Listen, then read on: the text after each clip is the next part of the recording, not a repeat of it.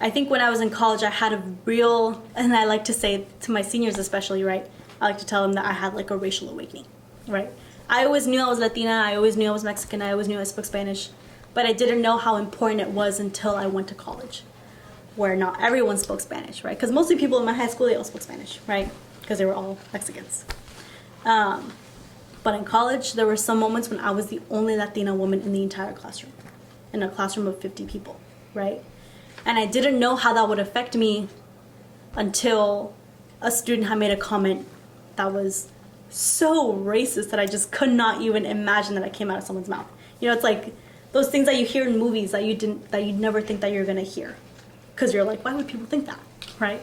But then it happened, and nobody said anything. Everyone just kind of like shrugged it off, like, oh yeah, well there goes this guy again. You know, who cares, right? And I was just like, I was looking around and nobody was saying anything, right? And I just remember thinking, you know, that was the first time I think that I had experienced imposter syndrome, where I felt like I just didn't belong on that campus, right? I was like, no one's saying anything, the professor's not saying anything, no one's calling him out, no one's saying anything. Do I belong on this campus? Because if this is what the rest of the students are thinking and feeling, not saying anything, or have become so desensitized to saying these comments, do I belong on this campus, right? So I was like, how do I continue to push myself at a university that I thought was my dream school when so many students are, I'm assuming, at least in this classroom, think and feel that same way, because no one's saying anything, right?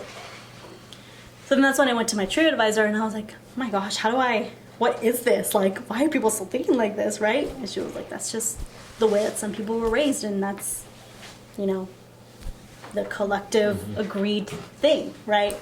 Not to say that everyone thinks like that, right? At least in that classroom, since no one was defending, I guess, me or saying anything like that, it made me feel like at least that's what pretty much the rest of the student population had thought. So it was really difficult for me to kind of navigate that, I guess more process that people still thought certain things, had these stereotypes and all that kind of stuff, especially for people who look like me. That was really hard. But I think once I found my support system, once I found my people that I felt really comfortable with, that could help me socially through college, because it's not just academics when you go to college, right? You're moving away from home. It's a whole social change. It's emotional change. It's a ton that you're experiencing when you're in college. And people only focus on the academics, but there's a lot that happens when you're in college, right? So it was my first time being in college. I was first gen. Obviously, my parents don't know. So when my parents would call me and they'd be like, oh, how's school? I'd be like, oh, it's really good. You know, things are going really well. And then they'd hang up the phone and I'd start crying, right? Because it's really hard. Because how am I supposed to tell my parents that I couldn't do it, right? How was I supposed to tell them that that everything that they had worked for to give me, that I felt like I couldn't do it because of this one comment, right? But it's so hard to navigate higher ed when my parents didn't do it. I don't know who to ask for help. And then I felt like, you know, my classmates were targeting me, right? So that was really hard. But I think once I found my people, like my group of people that I feel like, you know, my friends, you know, my good friends, or people who I thought were my friends, I was able to somewhat dip my toe in the resources that I needed, right? Because they were like, oh, you should go to this office and ask for this person in specific so she could help you. Oh, go talk to this person, you know, in financial aid and ask for this guy, right? They gave me like the tips and the hidden things that people don't really talk about in school. But then when things started happening with them, which is another story, I already had known enough people in college to be like, hey, you know, I was able to speak up for myself, right? I was able to advocate for myself. And that's something that I try to teach the students now that I have an upward bound, is advocating for yourself. It could be something as small as, you know, asking your teacher for help after school because you're confused on a math question. Or it could be something bigger like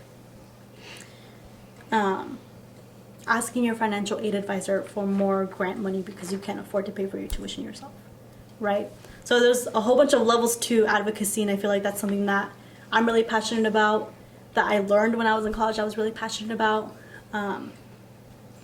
So there's a lot of And that goes back to that question of, because of the hardships that I faced when I was in Cal Poly, it made me feel uncomfortable to the point where I had to ask for help, right? And I was able to advocate for myself. And now that I'm in the position where I can tell other students who look like me, you know, don't take microaggressions, right?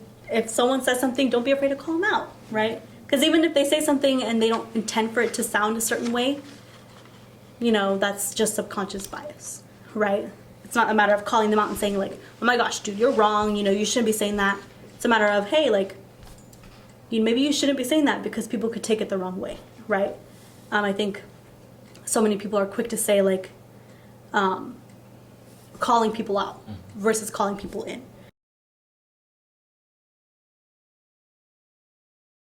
Hi, my name is Santino DiMattei. I'm Braxton Montani. And I'm Edgar Arellano. Hi, my name is Victoria Alonso.